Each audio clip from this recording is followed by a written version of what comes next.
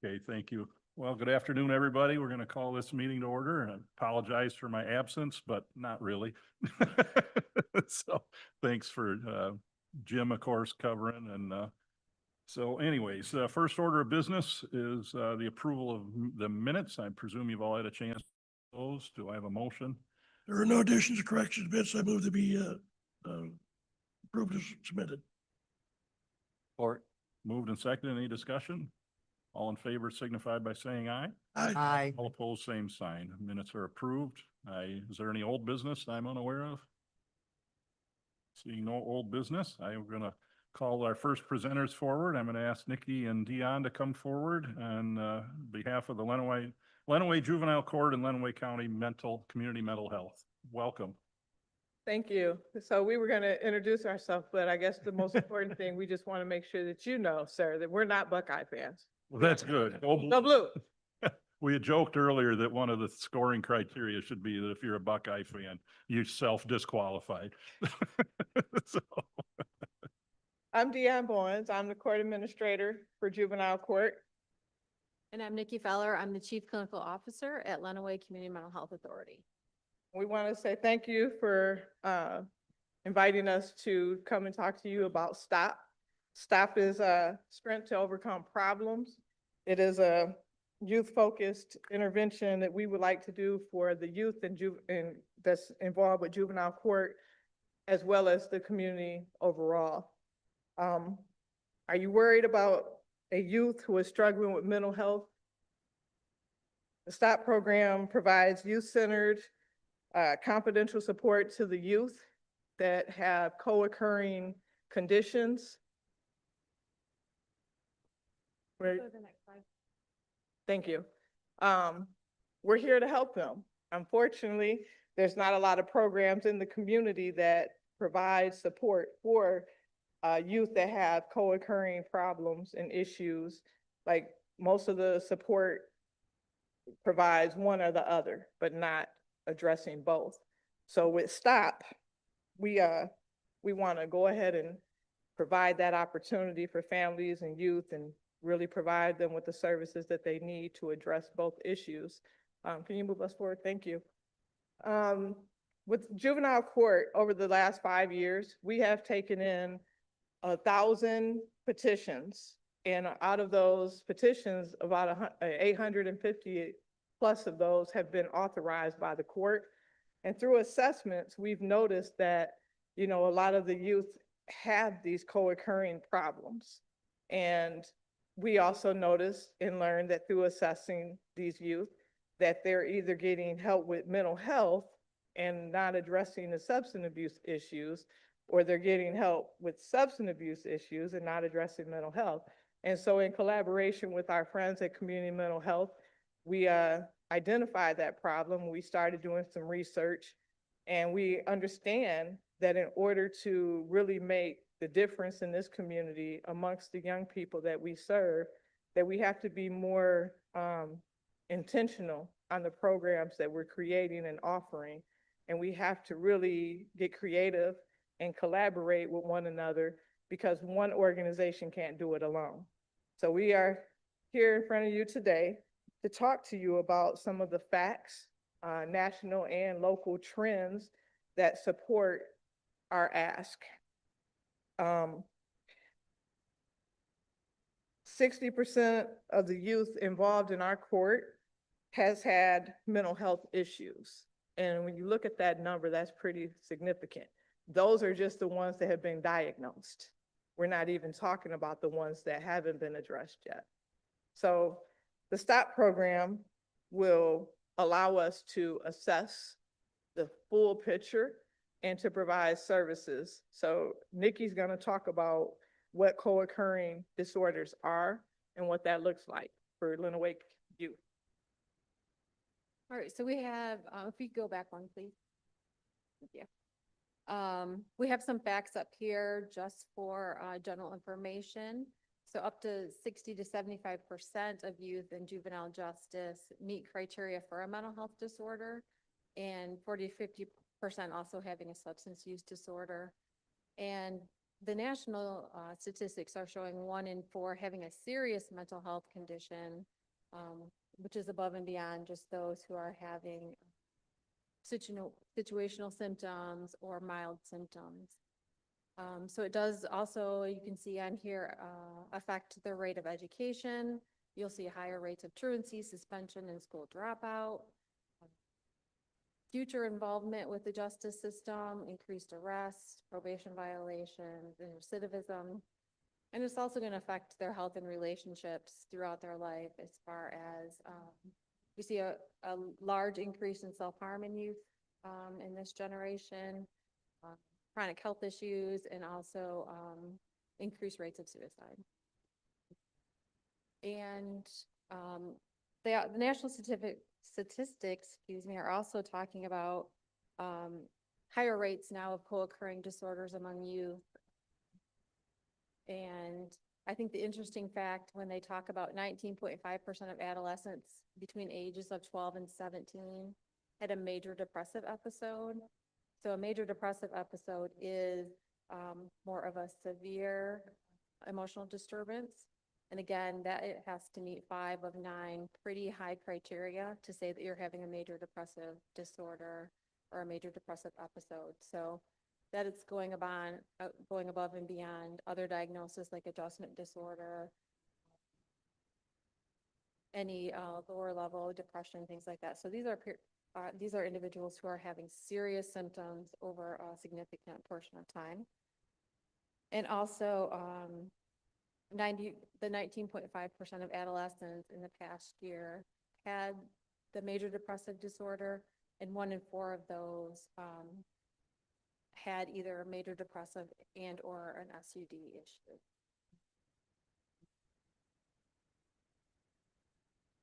So for our local information, we have some graphs up here on the co-occurrence or the treatment of co-occurring in adolescents in our county.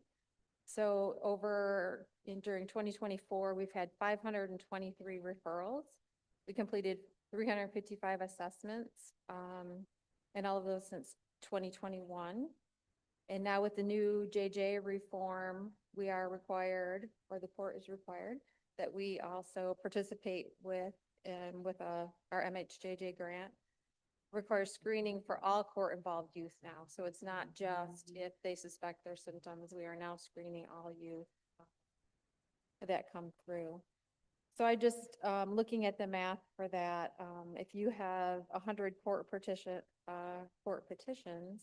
and it's saying, you know, in our statistics that a large proportion of them are having a mental health disorder and 30% with a mental illness, that's going to be over 300 individuals just in our community, the youth in our community that would be identified, and those are just with court involvement.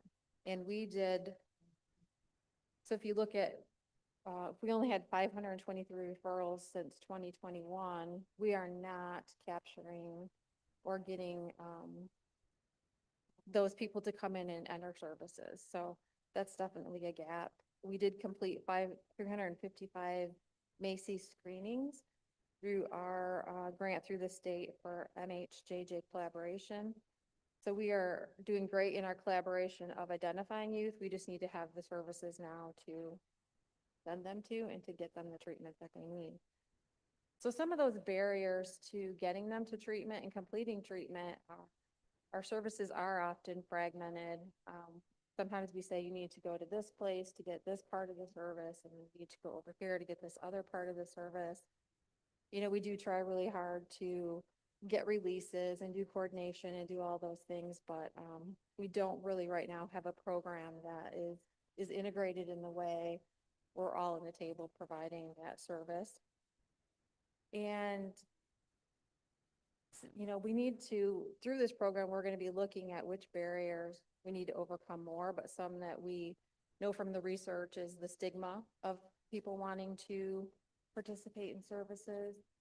We talked a lot about how some people are comfortable coming to the juvenile justice portion and maybe be afraid to come to a mental health center. You know, what does that mean? And what does that say about me? And so overcoming that stigma, having culturally responsive services can limit engagement.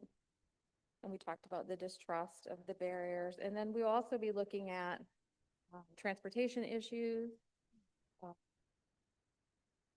making sure that it's youth informed, youth-specific treatment and not something that is intended for adults that we are just applying to a youth population. And the great part about this grant is it will take away the insurance barriers. As many of you might know, for community mental health, we have some standards as far as they have to meet a certain level of criteria, or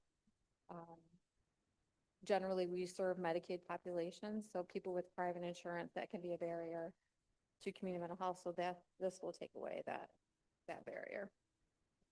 So we just have some risk factors up here just for your knowledge. Obviously, trauma and neglect, we see higher rates of that each year. Adverse childhood experiences. If you want to know what those are later, we can do that in questions, or I can give you some information on that. Youth having a history of mental health issues in their family is very common.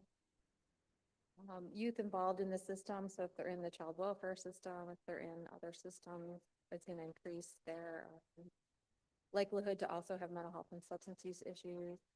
Unstable housing and environmental impact, so we're always going to be working on those basic needs. People can't really work on the other treatment issues if they don't have their basic needs met. And youth that have exposure at an early age, either directly with or around adults or others who are using. So the STOP program, our vision statement will be helping youth reclaim their future one choice at a time.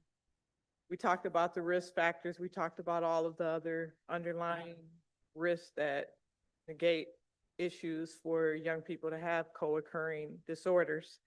Our target population will be juveniles in the community aged 12 to 17, because that's the target population, and most programs offer significant guidance for that. Anything under that, we would partner with community mental health to have the younger programs in place for those families. Court-ordered kids or youth, in addition to referrals from the school. And then sometimes we have parents that come to the court seeking help, so they could also make referrals. And if they seem to be a good fit for the program, we would offer that service. But to piggyback off of what Nikki has already talked about, it's really important to identify the STOP program. If you guys invest in this opportunity, it will take the barriers away from families that cannot afford services. For families that don't qualify for Medicaid, that still doesn't have the coverage with their commercial insurance, this program will allow us to facilitate and connect them to services that will help them in the long run. And I think if we use that investment wisely, we can reduce juvenile delinquency in the future, as well as adult interactions with law enforcement. The STOP program will unite juvenile court and Lenawee community mental health to launch a collaborative effort at a greater capacity than already exists. And our goal is to break the prison to school to prison pipeline.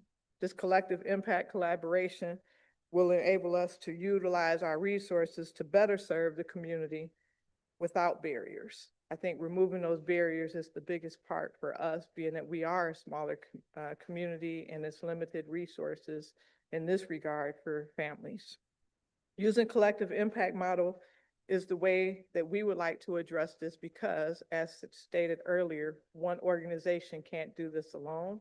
So together we could put our resources together to be more effective and to have greater impact in the long term.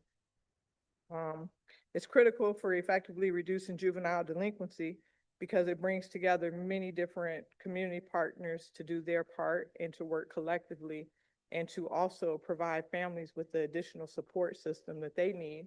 And it shows the families that we work together and we're working collectively, and so that way they can have a better relationship with all working entities with that family unit. The STOP program will reduce substance abuse, recidivism, and risky behaviors among our youth through the trauma-informed interventions.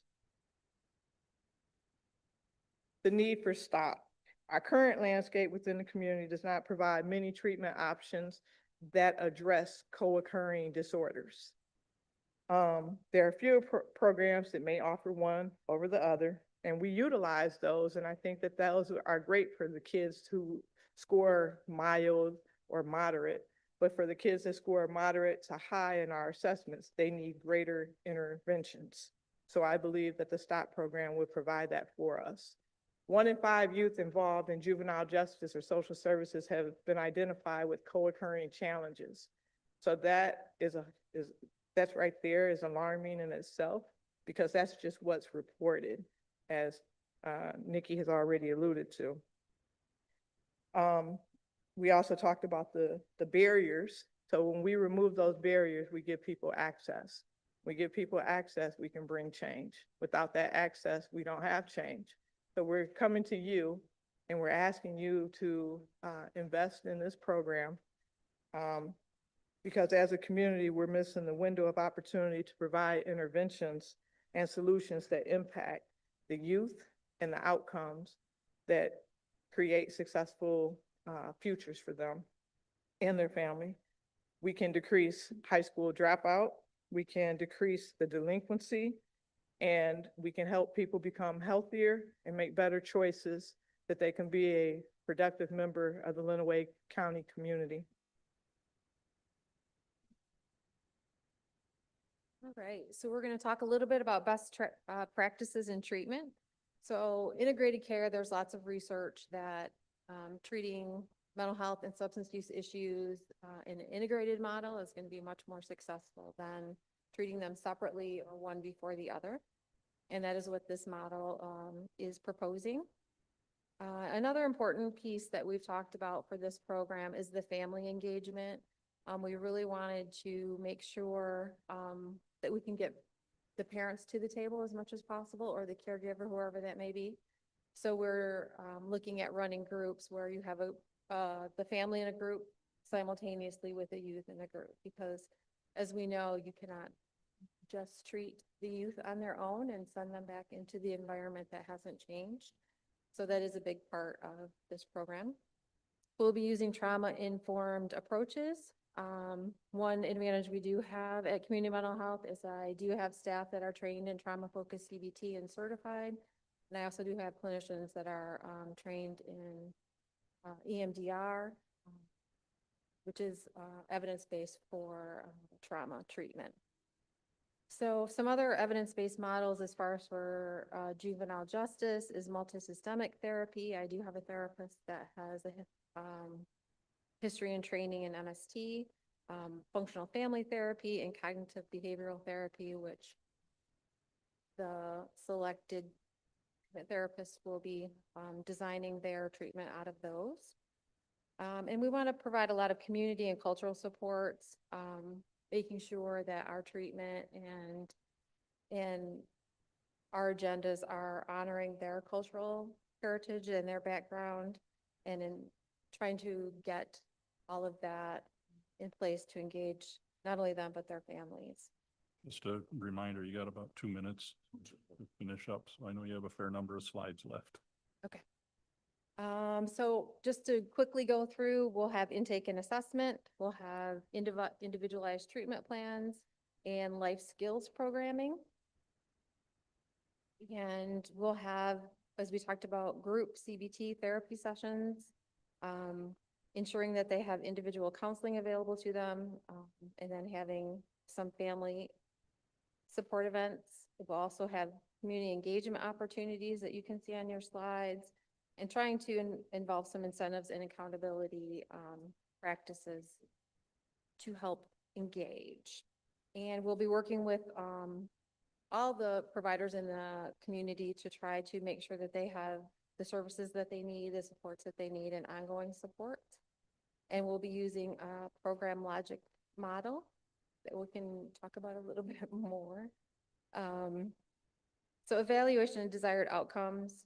The goal of our program is to identify the youth, make sure that they are engaged academically, make sure they're connected to their community, that we're providing the integrated care that we talked about, and we're offering the trauma-informed intervention, no matter their ability to pay or insurance. So we're also going to be using, again, the integrated treatment we talked about to reduce relapse and hospitalization, using a wraparound model, including all of the supports. And so this will fill a critical gap in our treatment service continuum right now. And it's really something that our community needs, and is it's kind of at a dire point at this point that we serve these youth. Could I ask you to jump ahead to the finance slide? Don't you have a slide at the end and just cover that briefly? Are these people told they only have 20 minutes for a presentation? Yes, Yeah. yeah, because we had 20 minutes to speak and 10 minutes for questions. Has that not been the format we've been following? I think I wasted 3 minutes telling you that we were, blue. I Blue. get that. I haven't heard a program yet that wasn't allowed to finish. Yeah. We get passionate, we talk. Yeah, I think we just added more words into than what our slide had because we got passionate about it. Sorry that we got off track. Anyway, is that our timer? Yeah, if you just quickly review this slide and then we'll go with the question and answer, please. So what we're asking for is $182,000 to get this pilot program launched. And most of that, as you can see, will go to personnel for contractor, because we already have contractors on site. So we won't be paying for, a lot of training. We won't be trying to get new positions funded. What we're going to do is collaborate and bring all of our forces together to best utilize our resources. We're asking for $52,000 in program materials, and then that we spend $10,000 on evaluation and how we can move things forward with data collection, which is going to be necessary for anything moving forward to sustain it. And also another $10,000 because it's going to take space to have people work out of. Even with collaboration, it's going to be some cost, carried with that. Sustainability plan. Just in order to sustain this, we plan on looking at Medicaid eligibility, utilizing grants, going after grants after your investment, finding corporate sponsors and school integration opportunities, and utilizing community collaborations, local community foundations, and contract with local providers in order for us to move this forward. Okay, thank you. I am going to stop you there and open this up for questions.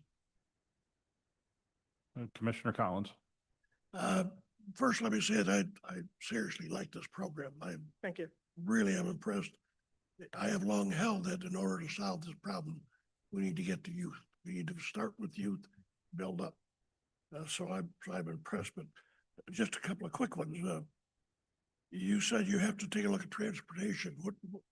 Can you express that a little more? So I will elaborate on what Nikki said. So sometimes transportation is a barrier for youth to participate in services, whether it's the parents don't have transportation to get them there. We could utilize incentives that we talked about, such as gas cards to help families get there, or we could buy passes to allow kids to catch the Lenawee bus to facilitate that transportation, or have them connected to in-home therapy. One more quick one. Is this program in place somewhere, anywhere else? Not to our knowledge, no, sir. This is something we created in talking. We had a wish list of what we could do and how we create services that work for the youth. This is what it would look like, sir. Other questions? Just Tim first. Go ahead, and then we'll go to Sarah. All right. You mentioned collective impact and you mentioned academic re-engagement.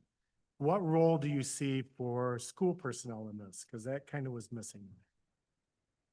I think, in this model, we're gonna, make sure that through some case management, through creating that wraparound plan for them, even though they may not be in the wraparound program. But definitely, you'll see we have letter support from, truancy and just making sure that we're talking, if there are barriers with school, what are those barriers? How can we incorporate that into the treatment they're getting, and also working with the school to see if there's any accommodations that are gonna help them be successful when they return to school. One quick question, why facility rental? Why is that needed in this type of program? Well, with all the budget cuts going across, we considered that, and as we partner with community service programs, we may have to pay for space because some of the programming that will be offered will be after hours. And so there would be a cost to be able to keep, CMH open after hours for programming to exist. Or if we have a community program that can offer that, it's gonna cost something. So we just added that to the budget. We want to have options in case, do we need to have a neutral ground? How do people feel about being at CMH? How do they feel about having treatment at the court building? Do we need to come up with another space that's either geographically more convenient, culturally more appropriate? So just kind of leaving that as an option for what might be needed. Go Sarah and then the sheriff. So Sarah? Just real quick. I looked at a couple of your links that you put on the RFP. And one of them was, tranquil parenting. Is that a course material that they're developing especially for you guys? Is it already something that you use? It is what was- already a service that the court uses. They do parenting classes, they do conflict resolution, they do anger management, but we already contract through the court Okay. with Tranquil Solutions, ma'am. Okay, thank you. Thank you. Do you see this working with Handle with Care? Tim mentioned the schools, and it seems like a good connection there. I'm not sure if you guys had thought about that or not. That is our hope. I think we want to take all the services that exist and not, have them at the same time, but use our resources in the best way. As we talked about, Lenawee County is a very small community, our resources are limited. So we would build upon whatever they are doing in the school, or if any other programming that they're in, we would not duplicate that, but want to build upon what they're doing. And just for this group, the Handle with Care is something that currently is going on in schools. If a child has trauma, we'll fill out a Handle with Care from the law enforcement. It goes to the school, and that way the school knows that that child had some kind of a traumatic event, and cut them some slack. Bronna? Thank you. I echo Commissioner Collins' remarks that when he began his questioning, reaching our young people is such a important way to help stop this cycle. I have a question related to sustainability with this plan, and particularly when it comes to grants and corporate sponsorships. Finding those grants, applying for those grants, as you know, from applying for this grant can be time consuming. Is there margin in your team's schedules to do that effectively? That feels very unpredictable for a sustainability stream. When we would list out sustainability and we were brainstorming ideas, obviously we found the time to write this grant. And as administrators of both the CMH and the court, we would come together and collectively find the time to do it because the need is great. Our hope is to be able to secure the funding in the future or work with either CMH internally or the county to find a grant writer that would be able to help us go after some of the bigger grants and corporate sponsorships. But for right now, I think we're the dynamic duo. Go Blue. We also participate in the ongoing meetings at the state that's for mental health and juvenile justice. reform and collaboration. So that's actually where this idea was born during one of our group sessions of, you know, what would the ideal look like? Or if you could accomplish something in the next year, what would you like to accomplish?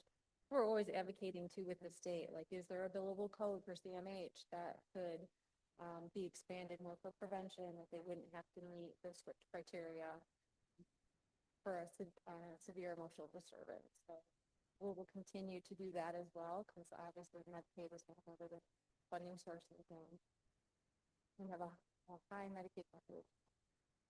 Well, I'm going to wrap up with one last question of my own. Seems to me from memory, this is the first juvenile targeted program we've seen, which is really important. I appreciate that.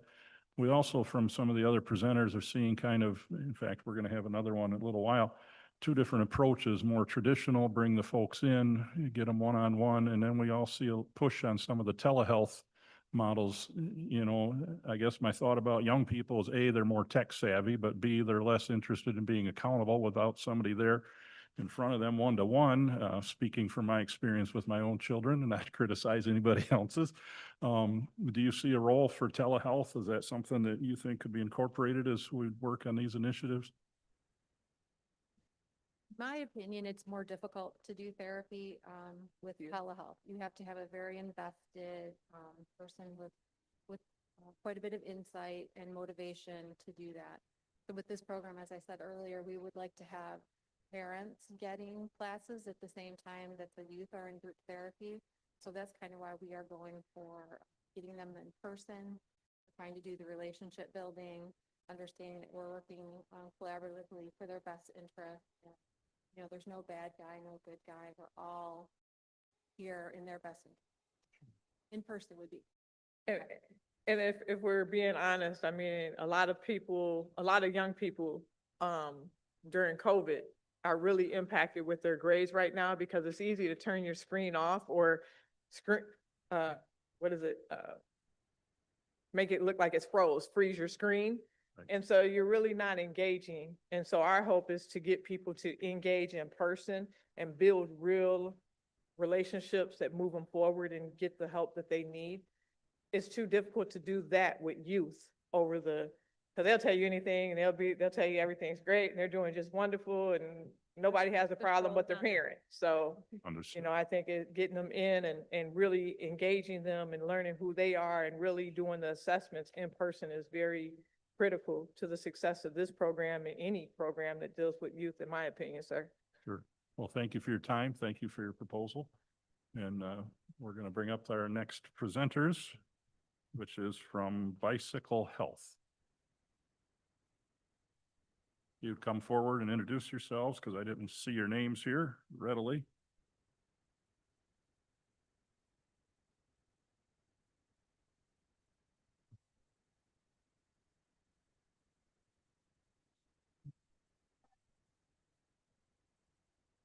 Is your microphone on? Is the green light on?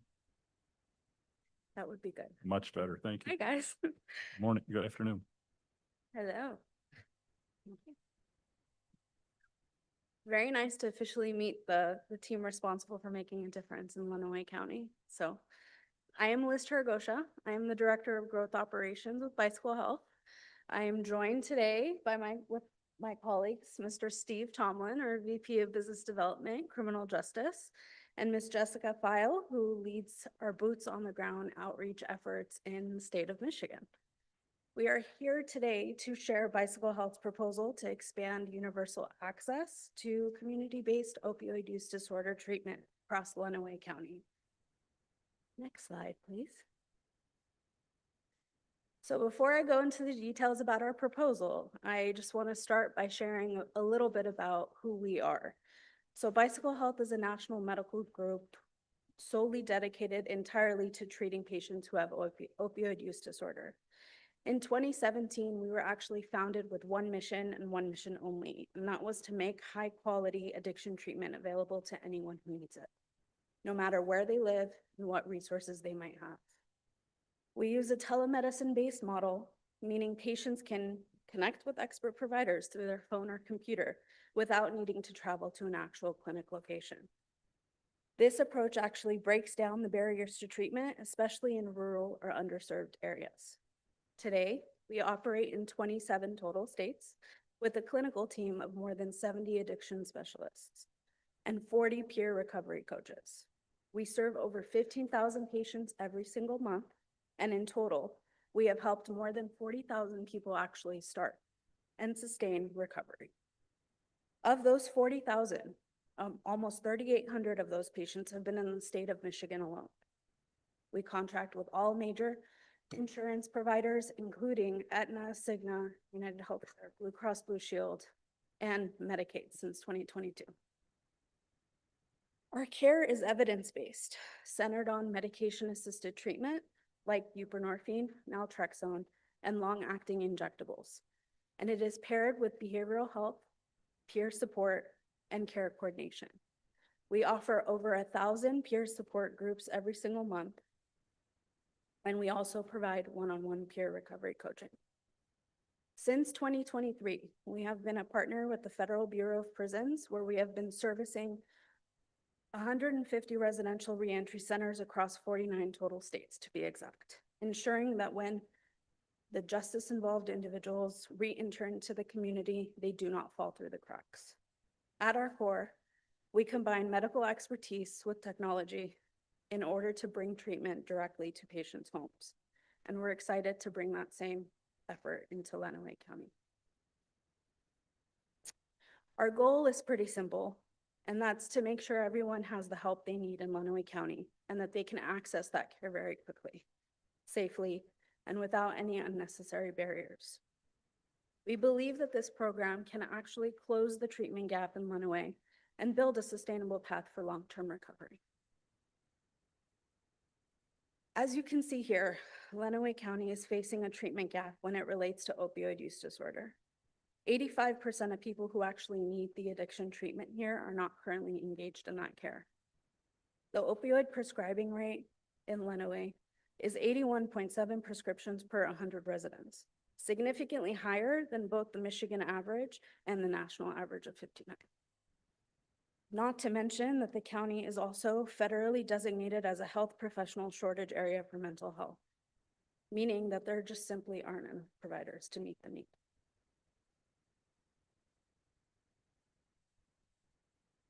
When we zoom out at the state level, this picture is just as troubling.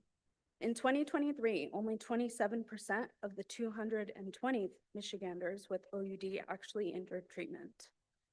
That left more than 200,000 people untreated, including an estimated 36,000 uninsured residents.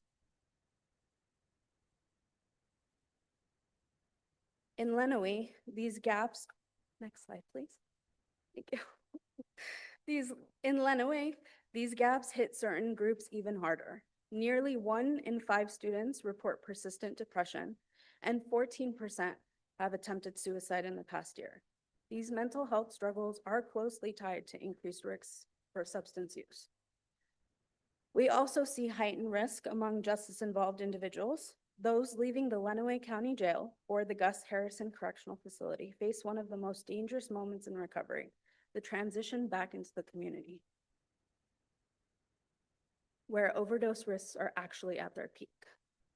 Finally, uninsured and rural residents often encounter structural barriers that make treatment nearly impossible to access. The lack of transportation, the limited local providers, and the stigma that actually surrounds addiction care means that individuals are far less likely to get the help that they need the most. Together, these groups illustrate just how deep and uneven the need is across the country and why a model like Bicycle Health is designed to remove barriers to care.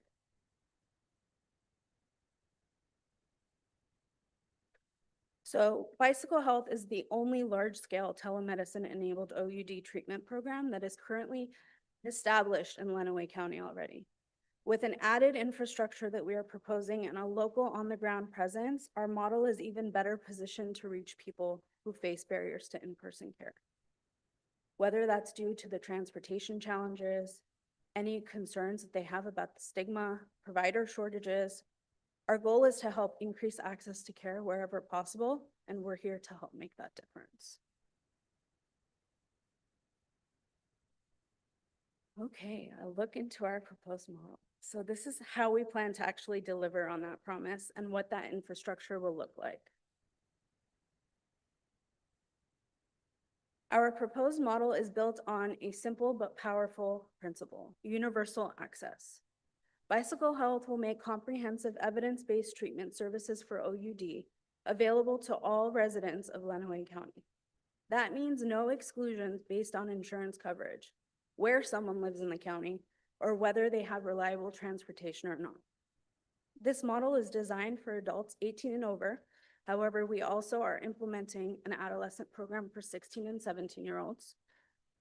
With a particular focus on, we also particularly focus on groups that have the greatest challenges in accessing care. So pregnant women that are already on MAT who need continuity of treatment, individuals with co-occurring mental health and substance use disorder who benefit from that integrated support, uninsured or underinsured residents too often that actually fall through the cracks, and justice involved in rural populations where treatment access is actually limited.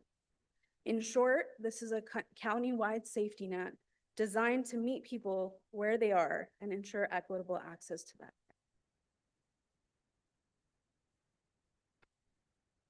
For all patients with opioid use disorder, we provide comprehensive telemedicine services, including initiation and ongoing management of buprenorphine, long-acting injectable buprenorphine, and even extended release naltrexone. We deliver overdose prevention education and prescribe naloxone when indicated. In addition, we diagnose and treat co-occurring mental health conditions such as mood disorders, nicotine dependence, and even PTSD, whenever safe and clinically appropriate to manage via telemedicine. In order to support safety and accountability, we also conduct randomized at-home urine drug screens and saliva toxicology testing to ensure treatment effectiveness and improved patient outcomes. In addition, we also offer individual and group peer support services delivered by recovery coaches or peer navigators. This is done in a variety of formats designed to engage patients and actually connect them with recovery communities and mutual support. This applies to all patients with opioid use disorder. For enrolled patients with identified clinical needs, we also provide individualized care management to help coordinate with our public and private services that address psychosocial needs. This includes support with insurance enrollment for uninsured patients, as well as assistance with vocational rehabilitation and other social supports.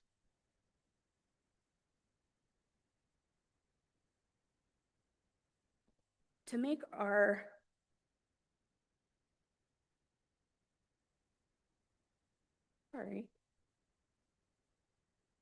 proposed model successful, we are focusing on strong integration with local systems and implementing a boots-on-the-ground outreach campaign directly targeted to individuals within the county. We plan to embed a care navigator right here in Lenawee County, and their role will be to lead partner engagement, provide on-demand warm handoffs, and make sure that uninsured or under-resourced patients have the access to telehealth-enabled devices whenever they need it. This outreach campaign will be multimodal, combining in-person engagement, printed materials, and electronic communications tailored to each partner's workflow and their capacity. We will partner directly with ProMedica Charles and Virginia Hickman Hospital, the Lenawee County Jail, and the Gus Harrison Correctional Facility, along with community-based organizations like the Lenawee Substance Abuse Prevention Coalition, Community Action Agency, and Family Medical Center of Michigan.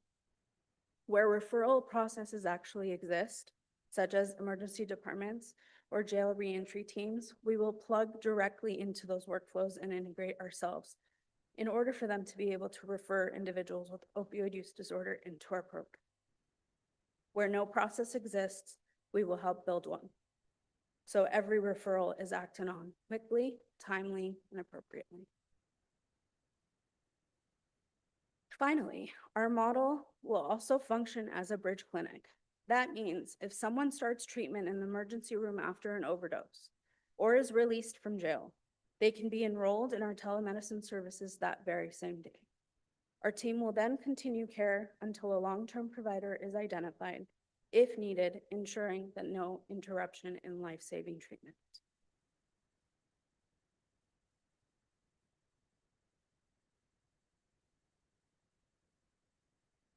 Our scope of work.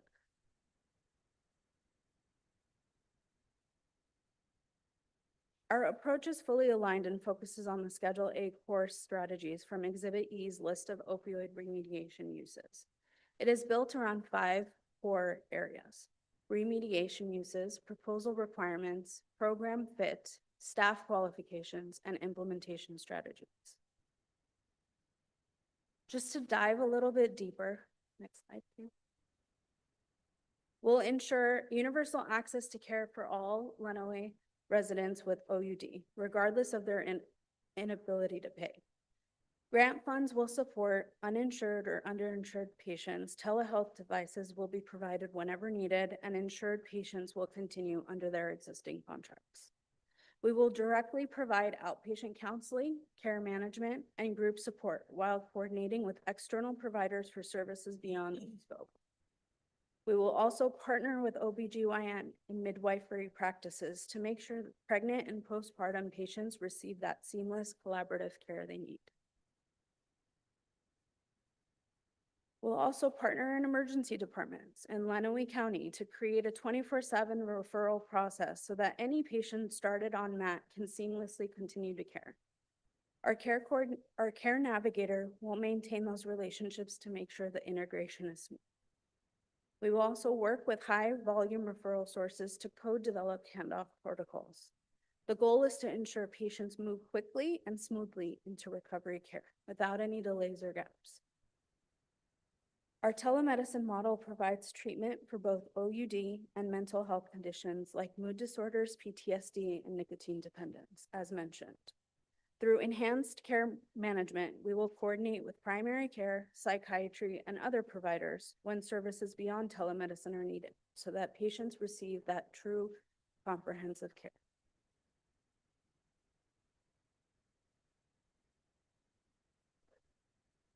We will also provide direct peer recovery coaching, care management, and care collaboration while linking patients to services we don't provide directly. These supports include warm handoffs and ongoing coordination, so patients remain connected to the care they need. We are introducing 2 new positions: a Lenawee-based care navigator who will be trained in warm handoffs, motivational interviewing, and resource brokering, as well as a care manager, a licensed behavioral health clinician such as an LCSW or an LPC. We will partner with the Lenawee County Jail and the Gus Harrison Correctional Facility to serve as a transition clinic. With that same 24/7 referral process, patients who are leaving custody can immediately continue or begin MAT, whether as a short-term bridge to another provider or even as ongoing care. Together, these strategies actually ensure that services extend beyond that treatment alone, which strengthens recovery supports, expanding the workforce, and meeting the needs of justice-involved individuals. This project was intentionally designed to align with the requirements of the opioid settlement funding. All funds will be used to serve Lenawee County residents with a focus on individuals and communities most profoundly impacted by opioid use disorder and co-occurring mental health or substance use conditions. Importantly, these funds will supplement existing resources. We're not here to replace them.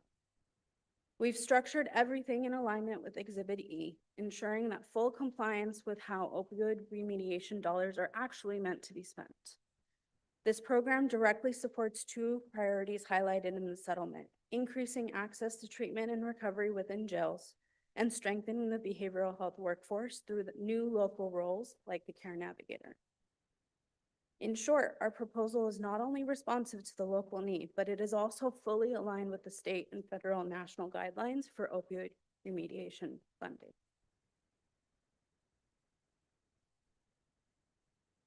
To date, we have found no evidence of any comparably scaled telemedicine OUD program in Lenawee County, and no evidence of any low-barrier transitional care program to accept patients broadly from emergency departments or jails and prisons. It's important to note, again, that we don't intend to duplicate the services of in-person OUD care providers or primary care programs that incorporate OUD care into their primary care services. Rather, our goal is to partner with these programs to develop two-way referral partnerships to make sure that patients have access to all of the available resources and services and can receive the care that is best suited to their needs and preferences. To deliver this program, Bicycle Health brings the strength of our multidisciplinary team. If we factor in our leadership team alone, that's more than 100 addiction specialists combined. Serving Lenawee County today, that's a total of 22 providers who will be providing care. For Lenawee County specifically, this proposal also includes 3 dedicated roles: a program director who will oversee the integration campaign and manage partner relationships, a care navigator who will be a Lenawee-based peer support specialist trained in motivational interviewing. This role is actually very central to providing warm handoffs and help with patient scheduling and any on-demand enrollment. Lastly, a care manager, a licensed behavioral health clinician, LCSW or LPC. This care manager will actually be the one conducting comprehensive biopsychosocial assessments and coordinate care with our medical providers. Together, all of these roles ensure that both the clinical depth and the community-based support are necessary for the patient to succeed. Our implementation strategy is built on cultural competency, universal access, and on-demand care with 0 wait lists. We maintain strong feedback loops with partners and use continuous quality improvement to refine our processes and remove any barriers found. These strategies ensure that the program actually remains accessible, responsive, and effective for Lenawee County. What does our timeline look like? Our implementation will actually roll out in 2 different phases. So phase 1 through March 2026 will focus on the planning and program development. Phase 2 from April 2026 through March 2027 will mark the full program launch and service delivery, with patients actively enrolling and receiving care across the county. In phase 1, our work is actually divided into 2 parts. From now through December 2025, we'll focus on program development and stakeholder engagement. We will plan to finalize our scope and referral pathways with the subcommittee, conducting a pre-launch outreach with hospitals, jails, and community organizations with Jess's help, and preparing internally with protocols, any devices, and team coordination. Then from January through March of 2026, we'll move into contract finalization and pre-implementation readiness. This is where we execute the agreements, hire our care navigator and care manager, and finalize our workflows and training. Phase 2 will run from April 2026 through March 2027 and will represent the full implementation and service delivery period. This is where we begin with the program launch in April, followed by the distribution of telehealth-enabled devices in May and June to ensure access to care. By July, services are fully ramped up, and then we will conduct a mid-year review in October to help make sure that we track the process and then focus on expansion, training, and deepening any of our partnerships through early 2027. Finally, in March 2027, we will complete final reporting as well as an impact summary to you, aligned with Exhibit E objectives to demonstrate outcomes to the county. You have reached the end of your time, That was 30 minutes. 20, and then 10 for questions. Great. So Thank you, guys. I do thank you for coming. I'm going to sum something up from the top because I don't think you got to this part. Am I understanding this correctly? You're asking for $800,000 Yes, and your timeline showed a couple years, but it seems to me I see there's a 4-year it's 4 years. window in here. Okay, understood. Thank you. Questions? Sheriff Bevere. So are you currently in any jails in Michigan? In Michigan, In Michigan? we are currently servicing residential reentry centers. Which one? Residential reentry centers, No, I mean a jail. Do you have any jails? Do you work with any jails not in Michigan? Lenawee, not in Michigan. Okay. Other questions? Commissioner Collins. You indicated you are currently serving people in Lenawee County. How did they find your program? How did they get to you? So through the integration between the emergency departments and the jail systems, we will implement printed materials that will be able to be, we can be able to train the staffs, the peer support specialists that are, sorry, go ahead. You say you were currently treating people. Yes. How did they reach you? Oh, we have, through our marketing campaigns that we do, through our outreach efforts that we do, through, I think we even have a few, commercial opportunities that we've had in the past. Patients find us on Facebook, TikTok, Instagram, everywhere, you name it. And of those 80, forgive me, Terry, but of those 80, how are you being funded for those 80 patients that you apparently have now in Lenawee County? Majority have Medicaid and the commercial payers. The rest are self-pay patients at this time. Other questions? Brana? Thank you. It's a very thorough submission. Within your timeline, and if I may, there's two separate questions. Sure. Chair Martis, within your timeline, which, your beginning phase, which is June to December that we're in right now, you mentioned pre-launch outreach to the local stakeholders. Has that begun and has it gone well, or is that not public information yet? Yeah, so Miss Jess File has officially been hired. She's been on with us for the last 4 months, dedicated solely to the state of Michigan. We have begun outreach to multiple different nonprofits, hospital, emergency departments. We have not started in Lenawee County yet, but she has good traction with Corwell Butterworth Hospital. Yeah, in Grand Rapids. And so we're hoping that with the funding that this can provide, we'll be able to have a dedicated countywide person to be able to help with the outreach in this county. Okay, thank you. And then out of just across your organization, which I know is 26 states, you said, or 27, I can't remember. What is the by the way, I love the option for telehealth, telemedicine. That is, I think, important to have that choice. Yeah. For access in this day and age, but I am curious to know what the no-show rate is. Less for than appointments. 10% Okay, as of today.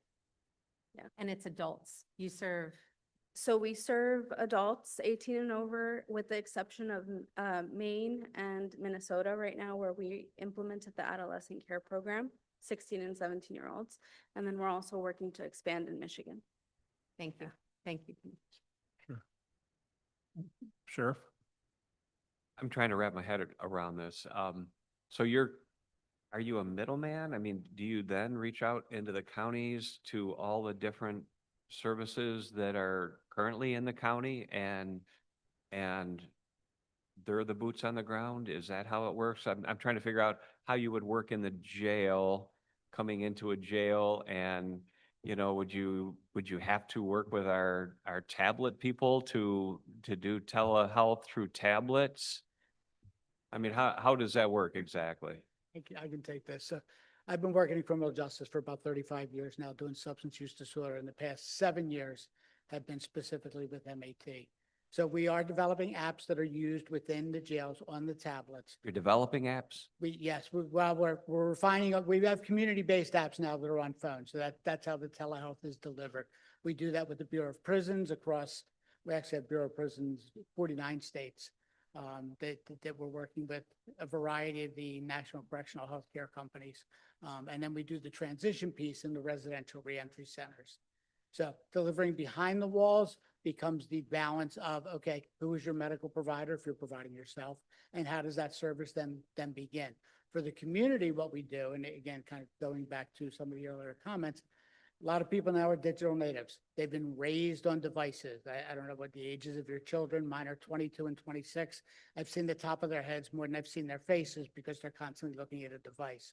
They understand how to interact well on a device. So I think that gives us a different low barrier intervention point for being able to work with the clients. The peer support 300 groups online, some of them specifically criminal justice related, that they can join at any time.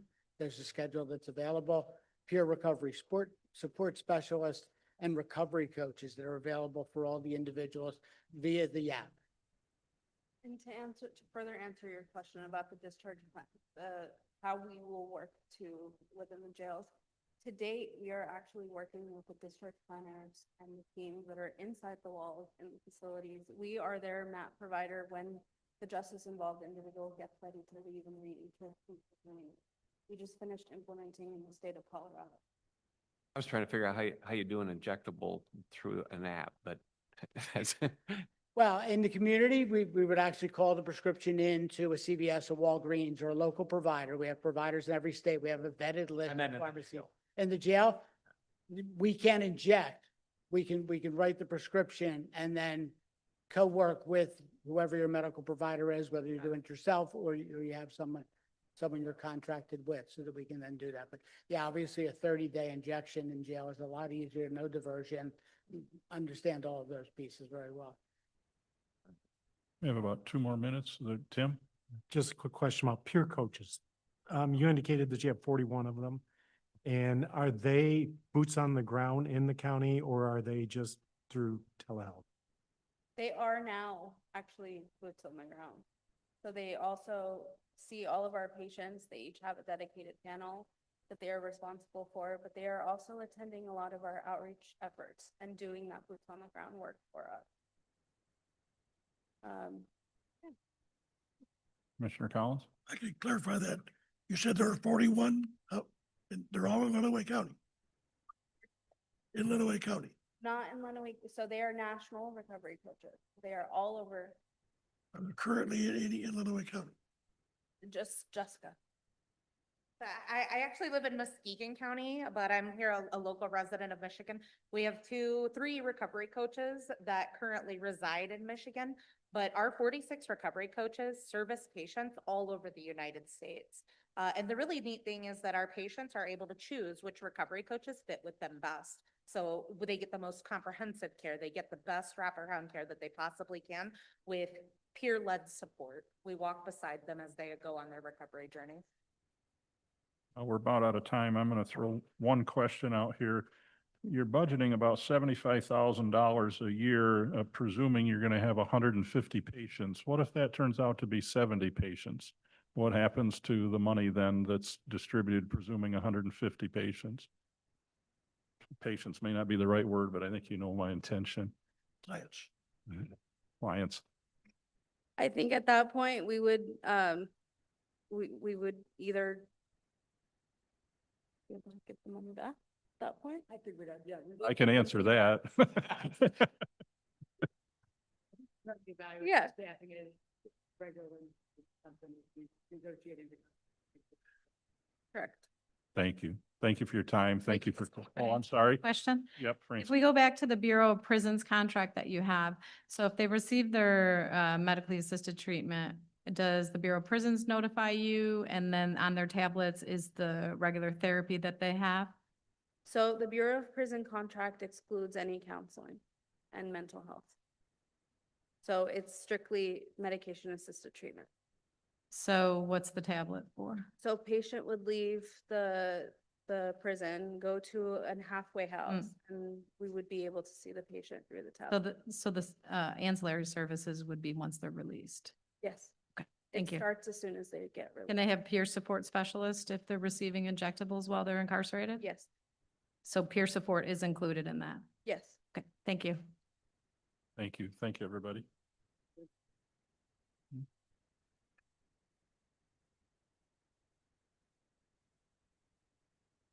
Next, I think, is it Sarah that we have with us? Yes, Sarah, you introduce yourself. Welcome.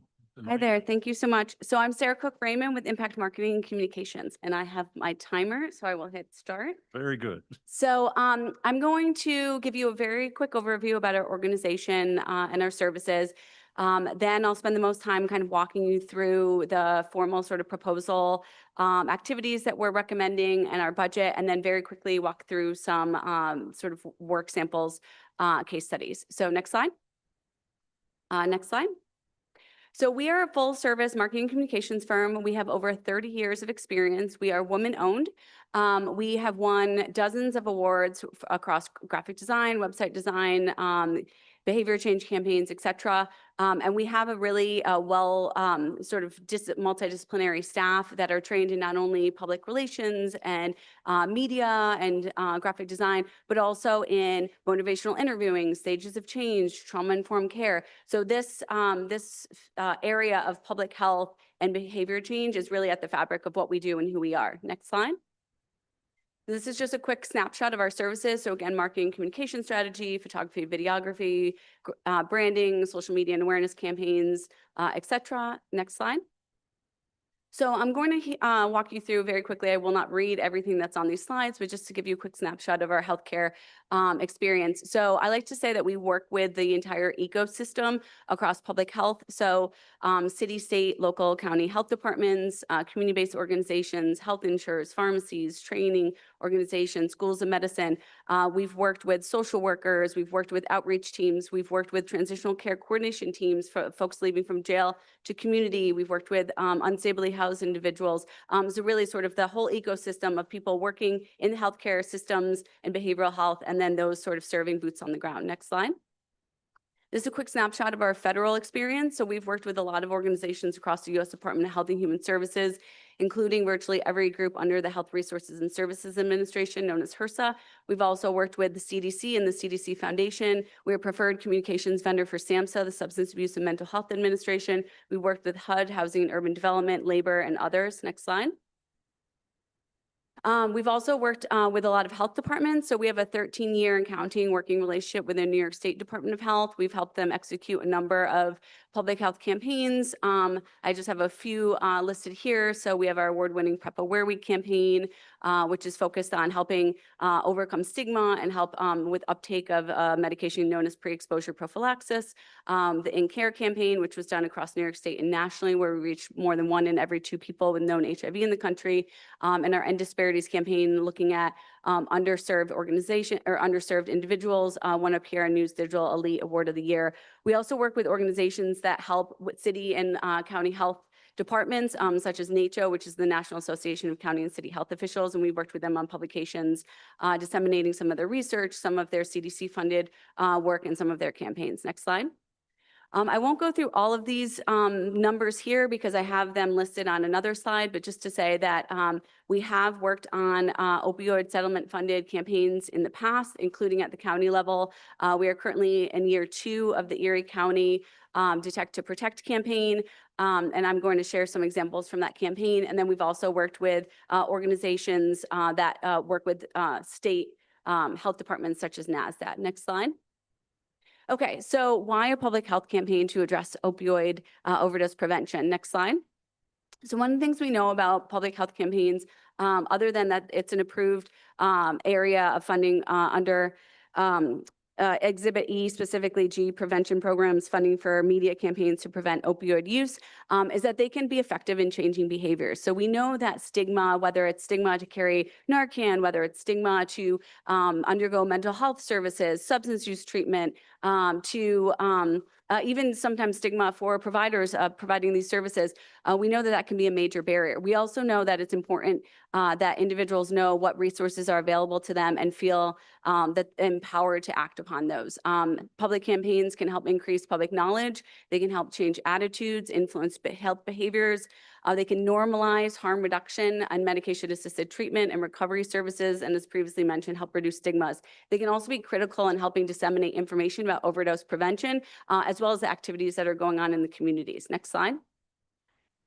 Strategic placements and audience segmentation, which I'll explain a little bit more detail in a later slide, can help ensure that public messages meet the right people at the right time.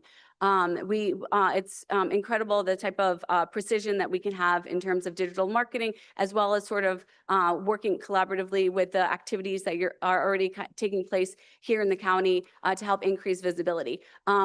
funding a public health campaign can also help on ROI or return on investment. So you're investing in all these other activities that are taking place across the county. We want to ensure people know what's going on, want to ensure that there's clear communication across those different groups. We want to help elevate the work that's being done. And we also know that we're at a heightened time of mistrust, and marketing campaigns can sometimes sort of break through that trust and sort of increase that visibility, build trust within communities. We also have worked a lot in terms of helping lean into the activities that are already going on. So we never want to displace things that are happening. So one of the things that we're doing in Erie County is, in addition to the media placements that were taking place across the county, we're also working with a lot of the community-based organizations. We're providing them with materials that their outreach team can hand out. We're hearing from them, what other information do they need? We're collaborating. Where else do we need to place materials? And we're getting earned media. So chatting with folks, okay, parole offices, temp agencies that help place people for temp work that are coming out of jails, blue collar break rooms, and so on and so forth, barbershops. So we're also finding sort of non-traditional locations of where people at risk are congregating, and we're also leaning into those places as well as traditional and digital media. Next slide. We also know that visual information is more easily understood, more memorable, and better retained. So when people see information, rather than just hearing it, they're better able to have that memory recall. We know this is particularly true for people with low health literacy, with just low general literacy, but even just for the general public. So having something that's visually engaging that kind of cuts through that noise is a way that we can help increase visibility of the work that's going on, the resources that are going on, and start to normalize that conversation around harm reduction and available services. Next slide. So here we're going to get into a little bit of what we're proposing that we do. Next slide. So our audience, of course, are individuals in the county at risk for drug overdoses and death, as well as their family members, friends, and community leaders. Our objective is to reduce opioid overdoses and deaths in the county. How we'll achieve this, which I have a few slides on that, but overall we'll increase awareness. So we want to educate on opioid risks, including fentanyl and stimulants, which we're seeing an increased rise of. Promote harm reduction, so normalizing carrying Narcan fentanyl test strip use, reducing stigma, so fostering community support for harm reduction and recovery. We want to engage people to move them to action, so encouraging that engagement with resources, and then sustainability. So making sure that we're training people in the community to become community ambassadors, that they're trained in sort of talking about this information, that we have evergreen kind of, information, downloadable resources, et cetera, that, a year from now aren't going to be sort of null and void, but that can continue to be leveraged across the community to help the conversation and impact going. Next slide. So we broke this down into five phases. So the first is research and discovery. So we never want to assume that just because we've done this work for decades that we know, the ins and outs of every county that we're coming into. Also, every county has a lot of diversity across the different groups in terms of what information is most salient to them, what are their pain points, where are they accessing information, who do they trust. So we want to really do a deep dive in terms of better understanding all of those things, and also how we need to stratify the campaign. So there might have to be different types of visuals, different types of placements, different types of messages, but all that feel like one cohesive, visible, branded campaign, that we start to have that sort of visible brand equity across the community. We want to do that strategic planning. So we want to create a work plan so that way the county knows exactly what we plan to do, where we plan to place it, when that we plan to roll things out, so that we're all working off of the same playbook. We also want to ensure that we have a comprehensive communications dissemination plan, which will include all of our recommendations for media buying. This will also include sort of creative ideation. So we put together a stylescape or a mood board, sort of showing the visual direction that we plan to have. We want to sort of normalize this conversation and make sure that we're doing things with respect, and also doing some focus groups, making sure that people in the county and other stakeholders feel like what we're recommending and how we're recommending saying it really resonates with the people of this town. We want to set clear KPIs, key performance indicators, so that we all know how are we measuring success, what does success look like, and making sure that we continue to align with local stakeholders. So as there's adjustments that you're seeing on the ground, we can make adjustments too. So for example, when we do location-based display, one of the things that we found in Erie County is that there was a sudden uptick within a 2-block radius of overdeaths. We were able to adjust in real time and be able to have location-based display. So every phone has an IP address that's unique to your phone. We know exactly where this IP address is. When someone that fits the demographics of at risk fall within those 2-block radius, we can have an ad come up on your phone. So we can be very highly targeted and we can be very nimble and flexible in terms of coordinating with other things that are going on the ground, again, to help increase that ROI. The creative development, again, tailoring to different media assets and the types of media, which we have some recommendations, but we'll tailor based on what comes out of the research phase. And then implementation, of course, so multi-channel. So we want to make sure that people see the advertisements out in the community, that they see them on digital, that they're talking about them, and that we're coordinating with different partners. And then, of course, sustainability and evaluation. So we want to make sure, what are we doing? How is it working? Can we make improvements? And then also making sure that we're aligning with those KPIs and that we're developing materials and messages that can continue on even if the campaign is no longer funded after this funding period. Next slide. Anticipated outcomes, so reduce opioid overdose rates, increase access to resources, enhance community engagement. So we are very committed to that community engagement piece. Every campaign that we've done, we've really worked with the community-based organizations and people with lived experience, and ensuring that they feel like they're part of the solution and part of sort of the strategy in developing the campaign, and that this campaign is really reflective of them. Equipping local ambassadors, so that's going to help with sustainability, and then of course creating downloadable and evergreen educational materials. Next slide. So timing, next slide. So what does this look like? So right now we anticipate a sort of kickoff and work plan with the county in March, conducting our informative research that would be the sort of the guiding principles of our campaign shortly thereafter in April. We would develop that communications and dissemination plan in May, and then developing the creative assets in May and June, and then launching the initial phase of the campaign July through November, and then continuing thereon in essentially perpetuity until March of the following year. So right now we're proposing a 1-year campaign. Next slide. So different media, so search ads. So search ads are if you go on Google or Bing or Yahoo and you type in a certain word, you can pay to essentially have your information come up at the top. So search ads are one way that we integrate into the media mix. So if your IP address, so the phone, the tablet, the computer that you're at is located within the county and you're searching for keywords, then we can have our ads come up. Social media ads, so whether these are across Facebook, Instagram, TikTok, etc. This can be static, meaning photographs with information and linking to additional campaign resources, and then reels, which are short videos. Broadcast and streaming radio, broadcast and connected TV, which is just another way to say streaming TV. Location-based display, so again, that's what I was describing, where when you're within an area of a high risk overdose, then you'll see ads, or audience-based display. You fit the demographics of people that are at higher risk for overdose deaths. Out-of-home ads, so these are posters, brochures, window clings, coasters. These are things, again, that we would work with in our formative research to find out what would be most advantageous. For example, the first year of our Erie County campaign, we did not have window clings. After talking with more of the community-based organizations, they really wanted to have something that could go right on the business windows of the places across the community where they frequented. We heard also a call to further engage faith-based leaders. We did some communications training with faith-based leaders. We involved them in our photo shoot. We talked to them about and sort of normalizing the process of harm reduction. And now we have 8 different faith-based organizations and churches across that county that are actively engaged in helping spread the word about opioid overdose prevention.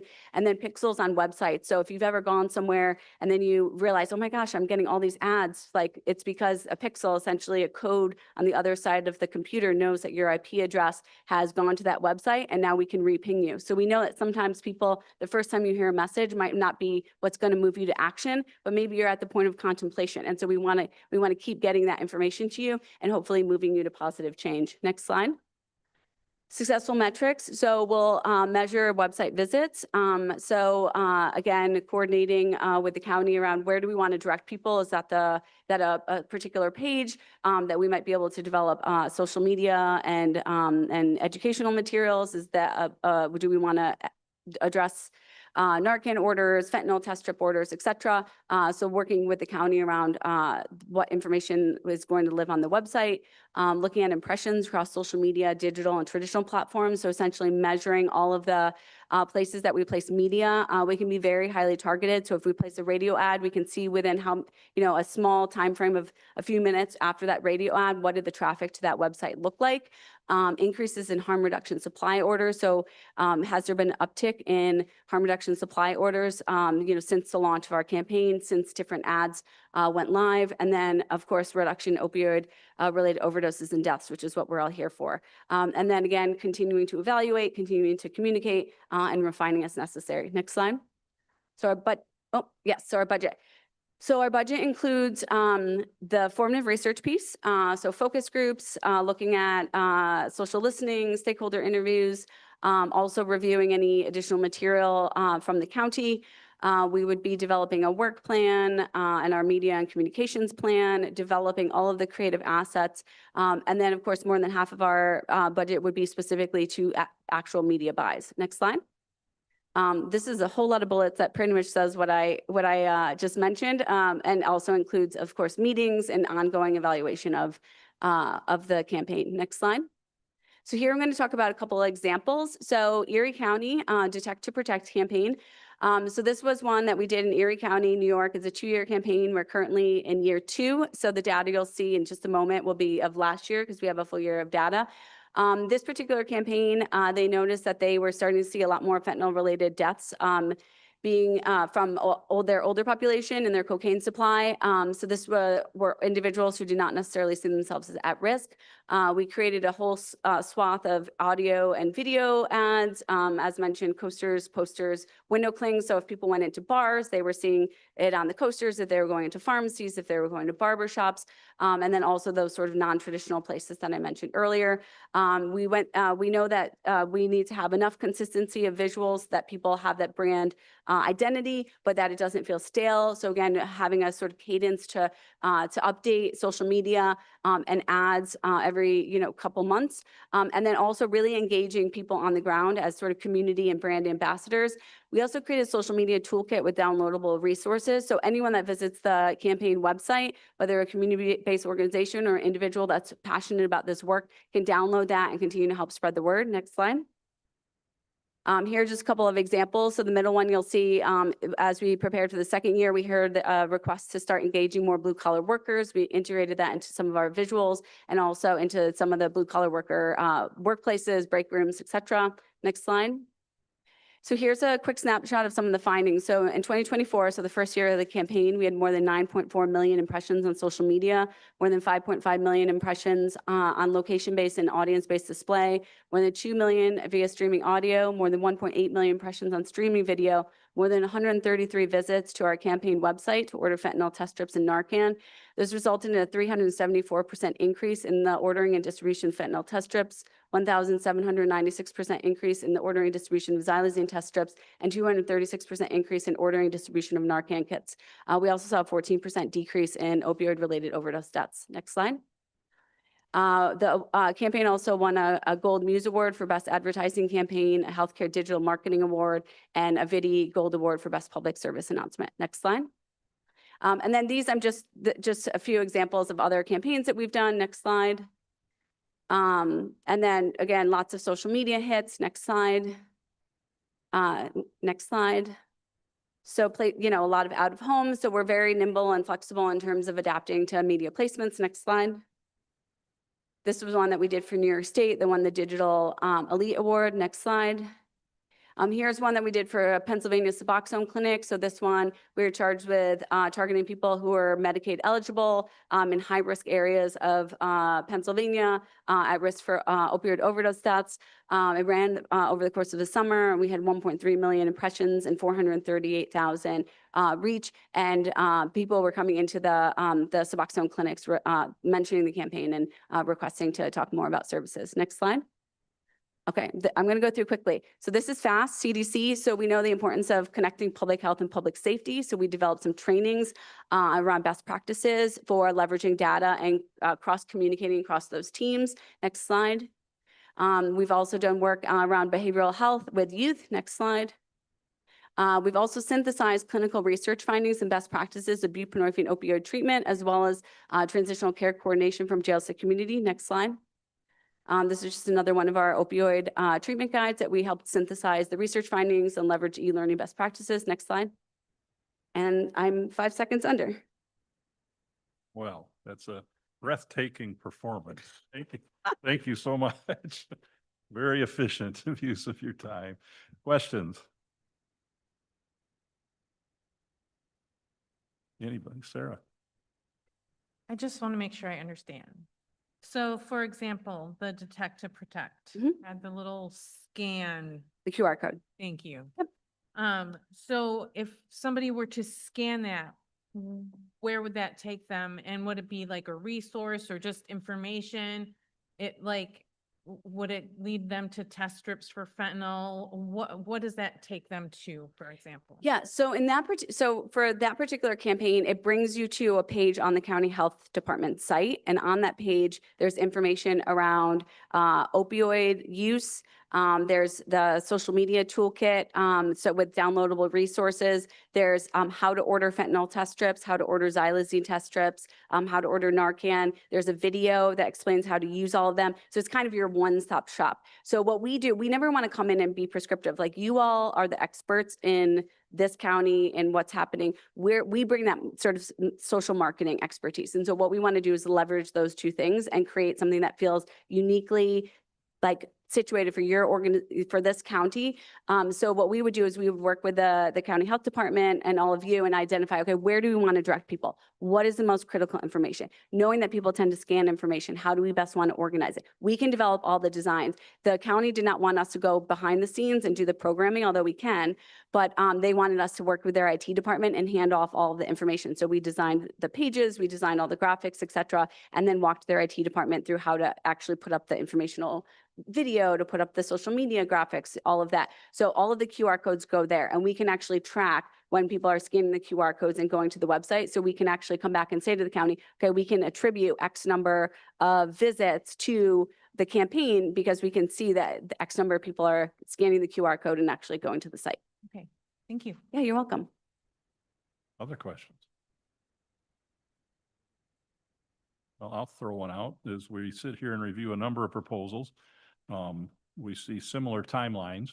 And in your case, that would be a confounding factor because, for instance, it's one thing for you to develop a marketing campaign to direct people to already existing services. But here we will have services being developed, presumably 4, 5, 6, however many we approve, on a similar timeline. So how would you deal with the fact that as you're trying to develop programs, some of these other programs are also in their incubating stages? Yeah, well, so we can be pretty adaptable. So certainly there's some services and information that's already available. But again, that's where like the beauty of digital. So as new things become available, someone scans that QR code and new information is available.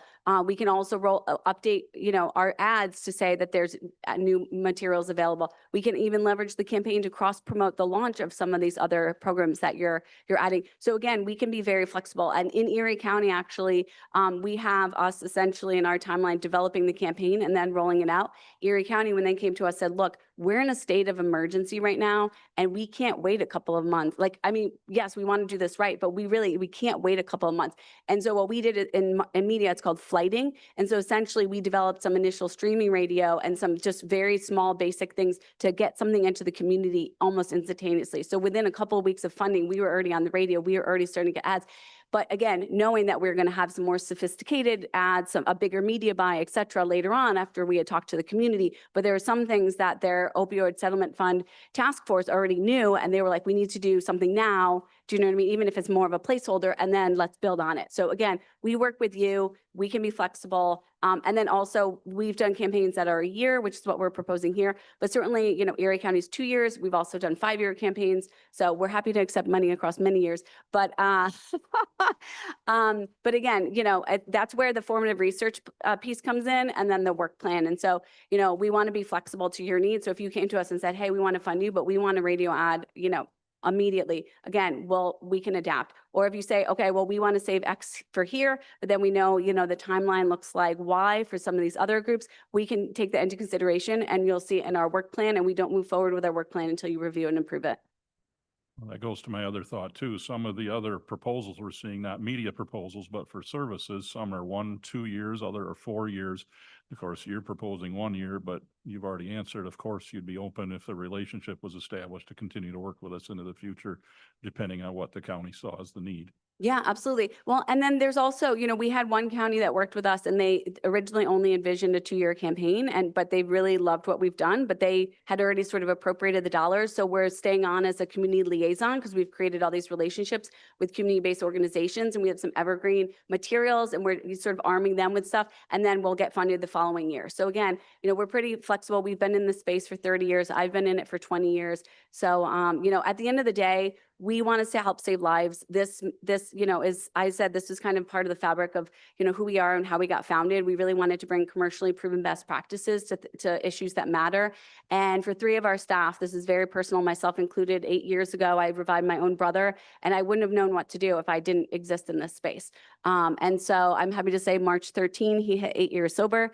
So recovery is possible, but again, we have to normalize the conversation. I don't go anywhere without my Narcan. I talk about this topic constantly.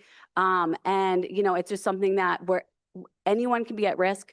Fentanyl is so lethal and we just have to, remove that stigma and realize that there's no one solution. There's no one person. It's going to take everyone and the whole community needs to sort of come together. And so, we want to help shine a light on what's happening. We want to make sure people get the resources that they need. And we want to make sure that the resources that are funded, people know they're available and that they're accessing them and that you are getting that return on investment. So. Francine? Hi, can we go back to, was it the one study that you indicated, was it 133,000 people ordered fentanyl strips? Or was it 133,000 people went to that site? 133,000 people went to the site. But they did attribute that, they also ordered fentanyl test strips. Okay, and And that Narcan. reduced overdose in that area by 14% for a year? Correct. However, we can't attribute that all 14% of the overdose deaths are because Absolutely. of us. I'm but just yeah. trying to correlate too, Correct. right? Because that's a pretty big correlation. Oh, yeah, absolutely. Yes. And it was actually written up in the news and everything. So yes. So 2023, Erie County had 436 overdoses, which was a county high. And a year later, they had a 14% decrease. You have my contact information. Could you just send me that? The news that was article? writ- Yes, please. Sure. Thank you very much. Absolutely. Well, and I think this raises awareness of another component. We already have a number of existing programs like these other communities that may already be able to do good work if there was just more targeted awareness. And so this is certainly an important part of the discussion. Any other questions? Well, thank you so much. I appreciate your time. Okay. Thank you so much. And Francine, I'll send you the final report for the county as well. Thank you so much. I Okay. appreciate Thank you it. for having me. Bye-bye. Bye-bye. And if you need more Narcan in my lobby at the sheriff's office, you can get more Narcan there.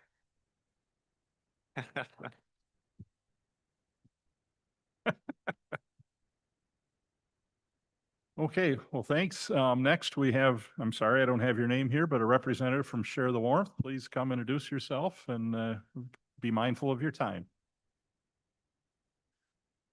Turn the mic on. Is your microphone on? Green light on? There we go. Is that Perfect. better? Okay. All right. So good afternoon. My name is Shannon Dislover and I have the honor of serving as the Executive Director of Share the Warmth, Lenawee County's primary emergency shelter located here in Adrian. I want to begin by expressing my heartfelt gratitude to this committee for the opportunity to speak today. Bridging the Gap Opioid Settlement Grant represents not just funding, it represents a chance to heal, to restore, and to build stronger pathways of support for some of our most vulnerable neighbors. Thank you for your time, your leadership, and your commitment in addressing the opioid crisis with urgency and humanity. I am honored to be part of this conversation. So next. Thank you. So who we are a year-round emergency shelter. We have 62-bed co-ed facility. Right now, our shelter is currently set up for 42 beds for men and 20 for women, just because historically that has been the need for the community. But we do have the option of rearranging that if we should need so. We are low barrier, meaning we allow anybody to come into our shelter that has a need. As long as they're over the age of 18, we don't require that they are sober. We don't require that they are in a family or they're not in a family. We don't require income. they can, as long as they have a need for shelter, they can come into our shelter. We provide intensive case management, client-centered based case planning, and we have this year celebrated 20 years of serving Lenawee County. Okay, at Share the Warmth, we've been on the front lines of the opioid epidemic since its earliest waves reached our community. We don't just see the statistics, we are the faces, our guests live the stories, and we walk alongside the individuals from the most vulnerable moments of their recovery. In 2023, 69 of our shelter guests self-reported struggling with drug addiction. That number rose to 94 in 2024, sorry. 36% increase in just 1 year. Of those, 13 came to us directly from a detox facility and 17 arrived straight from jail or prison after serving time for drug-related charges. These aren't just numbers that represent real people, mothers, fathers, sons, daughters, seeking stability, dignity, and a chance to rebuild. Our shelter has become a critical touch point in their continuum of care, often serving as the first safe place they land after treatment or incarceration. In Michigan in 2023, there were 33,226 people that registered as homeless or unstable living. From those numbers, we know that those who were first-time homeless had 5% substance use. Those that were frequently homeless had 14% substance use. And those who were veterans had 15% substance abuse. Out of everybody who was counted that year as being homeless, 40% of those admitted to having a substance abuse issue. Our region, which is Region 9, was third in the state for the highest homeless population behind Region 10, which is Detroit, and Region 4 in Lansing. So that's pretty significant that our region listed number 3 behind those other two. Our region includes other areas. It's not just Lenawee County, but it's a couple of counties combined, but still, we are part of that. Does that include Jackson County? It does, yes. Thank you. We're not just responding to homelessness, we are responding to addiction, trauma, and systematic gaps in care, and we are ready to do more. Next slide, please.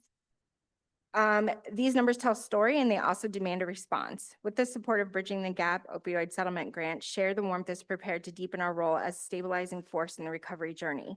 We are implementing a more robust client-centered approach to case management, one that honors each individual's voice, goals, and readiness.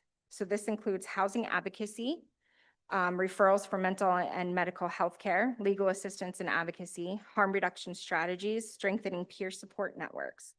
We are not just offering a bed, we're offering a bridge to safety, to healing, and to future where recovery is possible and sustainable. Next. For individuals in recovery, stability isn't just about housing, it's about healing, rebuilding trust, and reconnecting with purpose. At Share the Warmth, we understand that recovery is a deeply personal journey, often marked by setbacks, stigma, and systematic barriers. That is why our approach goes beyond emergency shelter. We are building a framework of holistic support designed to walk alongside guests as they transition from survival to stability. We also know that many in our community are still outside, the unsheltered, unseen, and often untreated. With this grant, we intend to expand our outreach efforts to meet individuals where they are, in encampments, on the streets, and in transitional spaces. Our goal is to extend the same recovery-informed support, Narcan training, peer connection, health screenings, and housing advocacy to those who haven't yet made it to our doors. Whether inside the shelter or out in the community, we are committed to being a consistent, compassionate presence. We are not just offering services, we are offering a bridge to safety, to healing, and to future where recovery is not only possible, but supported in every step of the way.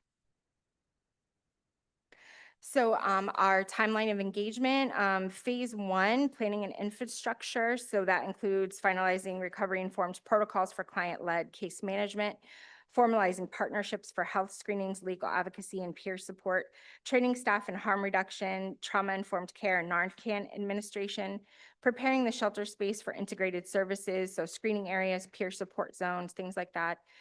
Develop outreach strategy to engage unsheltered individuals across Lenawee County. Phase 2, we will do our program launch and outreach, beginning enhanced case planning for shelter guests in recovery, launching the mobile outreach to connect with unsheltered individuals impacted by substance use, provide Narcan training to guests, staff, and community members, initiate on-site health screenings and legal clinics with partner organizations, introduce a peer-led recovery groups and resource navigation, Phase 3 is ongoing case management and expansion. So tracking guests' progress through individualized recovery and housing plans, expanding outreach routes, and deepen engagement with unsheltered populations, strengthening referral pipelines to detox treatment and transitional housing, hosting community education events to reduce stigma, onboard additional peer support specialists and outreach staff. And then phase 4 would be our evaluation and sustainability planning, analyzing program impact using guest outcomes, engagement metrics, and partner feedback, refine service delivery based on data and lived experience, develop sustainability plans to secure long-term funding and expand capacity, share findings with stakeholders to build momentum and support, and advocate for policy changes that improve recovery pathways for unhoused individuals. With this approach, we hope to see a reduction in recidivism rates by integrating legal advocacy, peer support, and recovery-informed case planning. We aim to reduce repeat incarceration among guests with substance use histories. Outreach to unsheltered individuals will provide earlier intervention and connection to services before crisis escalates. The increase to housing stability, personalized housing navigation, and advocacy will support long-term placements, not just temporary shelter. Strengthened partnerships with landlords, transitional housing programs, and supportive services will improve retention and reduce returns to homelessness. Strengthen community partnerships, cross-sector collaboration with healthcare providers, legal aid, peer recovery networks, and law enforcement will create a more cohesive safety net. And then community Narcan trainings and harm reduction education will foster shared responsibility and reduce stigma. I don't know if you guys noticed on our Facebook page, but we've already started those community sessions where we've taught CPR and Narcan. So we've already started that part. Together, these outcomes reflect our belief that the recovery is not just personal, it's communal. With this grant, we're building a system to where healing leads to housing and housing leads to hope. To bring this vision to life, the Bridging the Gap Opioid Settlement Grant will directly support the critical components that make recovery-informed care possible, from frontline services to long-term sustainability. So that includes direct client services, recovery-informed case planning, on-site health and mental health screenings, legal assistant clinics, harm reduction supplies, peer-led recovery support groups, and outreach to unsheltered individuals, staffing and case management, hiring and training dedicated case managers with the expertise in addiction recovery, expanding peer support roles to strengthen lived experience engagement, ongoing staff development, and trauma-informed care and harm reduction. So program operations and infrastructure, so enhancing our shelter space to accommodate integrated services, technology and data systems to track outcomes and improve service delivery, and transportation support for guests accessing off-site treatment or legal services. Community engagement and sustainability, so hosting Narcan trainings, building cross-sector partnerships to strengthen a recovery continuum, evaluation and reporting to demonstrate impact and secure future funding, advocacy efforts to promote equitable housing and recovery policy. To ensure accountability and continuous improvement, we will implement a multi-layered evaluation strategy that captures both quantitative outcomes and lived experience. Our impact tracking will include client surveys, community feedback, and data and reporting. Continuous improvement, we will use data to refine service delivery, strengthening partnerships, and advocate for policy change, share findings with funders, community leaders, and the public to build transparency and momentum, incorporate guests and partner feedback to sustainability planning and future grant proposals. At Share the Warmth, we are not just a shelter, we are often the first and only point of contact for individuals in Lenawee County facing the devastating impacts of opioid addiction. We meet people in their most vulnerable moments, and we walk with them towards recovery, stability, and hope. This program is not a luxury, it's a lifeline. The need is growing, the stakes are high, and the opportunity to intervene has never been more critical. With funding, we can sustain and expand the recovery-informed services that are already changing lives. Without it, we risk losing momentum and leaving behind those who need us most. We are ready, we are trusted, and we are deeply committed to this work. Thank you for considering this investment in healing, dignity, and long-term impact. Thank you so much. I would open it up to questions now. Sheriff Bevere. So you kind of almost answered this one. So do you currently offer all of these things? I know that you, like Narcan, you're doing that. So this just, you're looking at just enhancing everything you're currently doing? Yes, the only thing that I would say that we would probably expand more on would be that peer support piece. We provide that to a certain extent, but we are definitely looking to bring that more into the shelter and for people to have that more readily available. But the rest of the programming that I've talked about has already been in existence at Share the Warmth for years. We are just looking to increase it, make it more visible to the community that these services are being provided there, and encourage people in the community who need those services to know that they can get them from us. The one thing you want to expand is one thing that's hardest to find right now. I know, but actually we have, because of our relationships that we've built with prior guests in the system, we actually have a really good starting point. I actually had conversations with two former guests that came into the shelter yesterday, and I explained what we are looking to do here, and they are ready to jump in and be that peer support person and help facilitate some of that. So I think we have like a really good starting point just based off of the people who've been through not only addiction, but our program. Commissioner Collins. A couple of questions quick. You indicated in your application, at least that, and you alluded to it just briefly here, that as people come in with a substance abuse disorder, you refer them to the appropriate organization. So you don't have an in-house substance abuse treatment program. So not currently. We do allow different community churches and stuff that come in and they will hold like their own AA meetings, stuff like that. We do have partnerships with community mental health for their substance treatment programs that they can come in, and we provide the space there for the counselors to meet with them and stuff like that there, but we don't have anything that Share the Warmth has created. We're using resources that are already existing in the community. Your peer support program, Yes. these are simply recovered people. They're not trained peer support. So the as it states now, no, they are not gone through the training, but it's something that they're all open to doing. And it's something that we will be requiring for them to have that exact position there. That would be different than other providers who've come here and talked about offering, like licensed therapist, counselor, that Yeah. kind of thing. Yeah, and I find that the peer support offers a lot of benefits that they can't get from those licensed professional people. It's somebody that actually has walked in their shoes, has spent a night in a bed at our facility. They do know the barriers, and being able to have not only somebody that can walk you through it, but somebody who is on the other side of it now and can say, you're in it right now, but it will get better. There is hope for you. It really does help them. Other questions? Tim? Just follow up on that about the Yes. peer coaches. Would they be trained recovery coaches? To be honest, I haven't really looked into what would be the best fit for that. So I don't have an answer for that right now, but whatever is the best fit for our population is what they would be.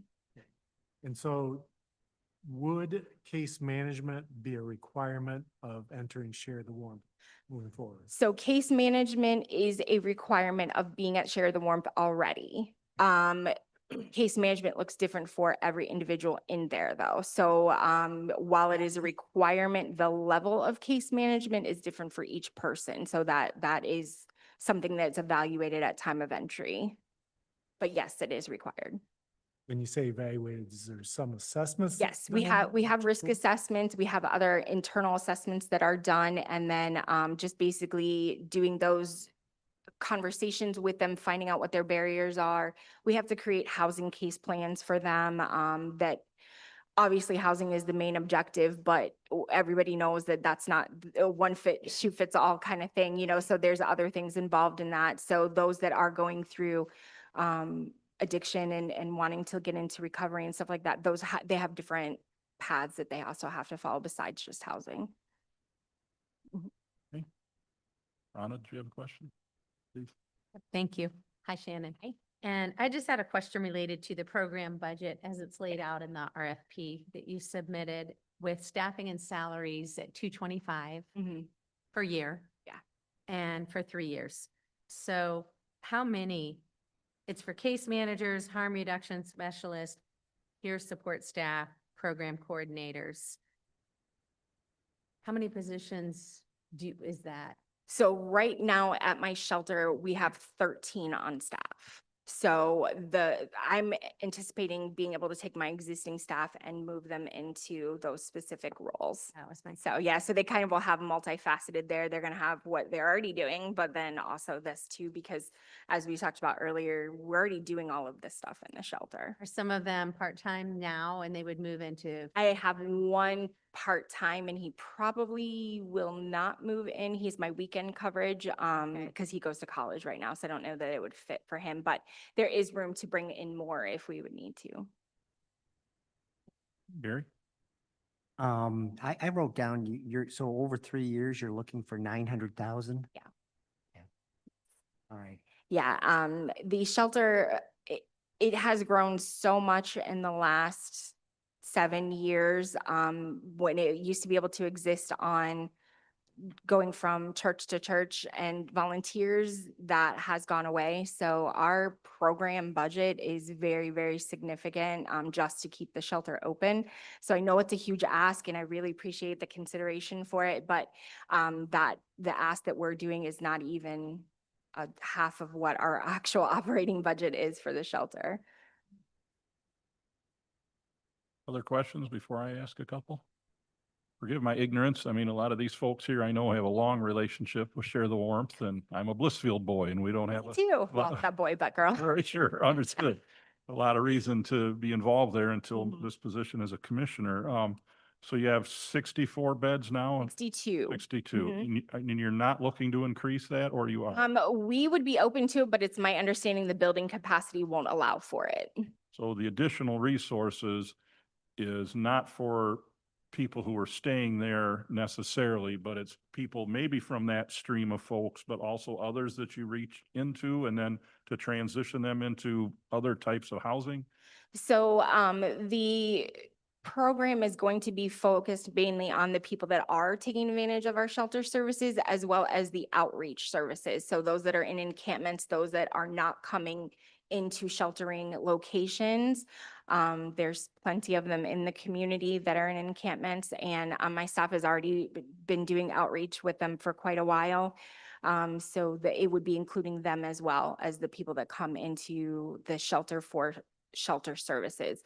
Last year, we served 376, I want to say, individuals last year alone. So your thought is that even if those people in the encampments aren't going to move into shelter, you hope to transition them Yes. into treatments or care services of some kind? Yes, optimistically, the thought would be that they would be open at some point to coming into the shelter because they could get more complete care there.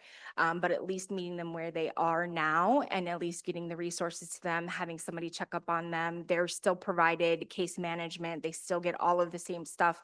The only thing is that we just aren't providing a bed. They still come to our shelter. We still provide them with bedding and food and all of that stuff. They can come and get Narcan from us now. They can get everything that they need, and they do meet with case managers. What's your average length of stay? So right now, we are focusing about on a 60-day, hopefully to get them in the program through it and then into housing. Our average length of stay, however, is a little bit lower than that. It's about at 52 days that they're staying. What's your occupancy rate on it? I mean, are you full most time? We are full most time. I want to say our average is at about 82% capacity utilization right now. But that's not with, it's nice weather out right now. That will change soon.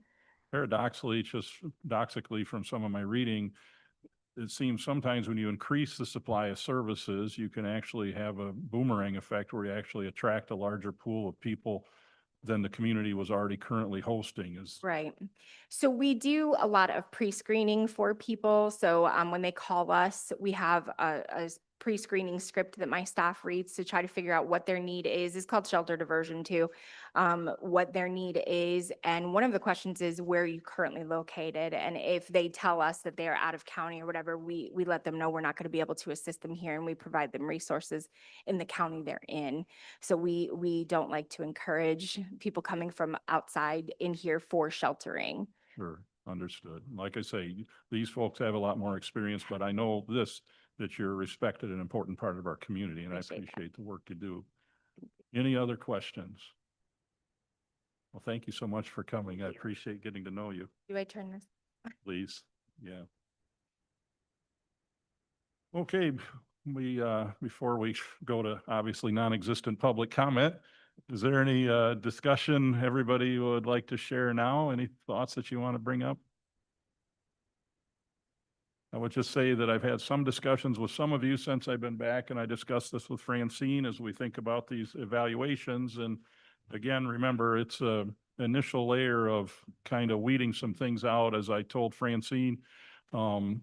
It's possible to go through a presentation that checked all the right boxes and did all the right things, but doesn't necessarily mean it's the best or most desirable program, but it's certainly an important first part. I would say as you're reading through these things, you know, I'm sure you are anyways, but take your own internal notes. And I know my idea as I read these and watch these various presentations of what the final package look like continue to change, because I learned so much from each presenter about the types of things that are out there. And then, you know, you guys offer your own advice. So there's going to be certainly still a big significant time where we pool everything we've heard and your guys' collective experience and work to put together a holistic plan. And then, of course, as this money continues over the years, we can look forward to this being a long, ongoing process. So any other thoughts or comments?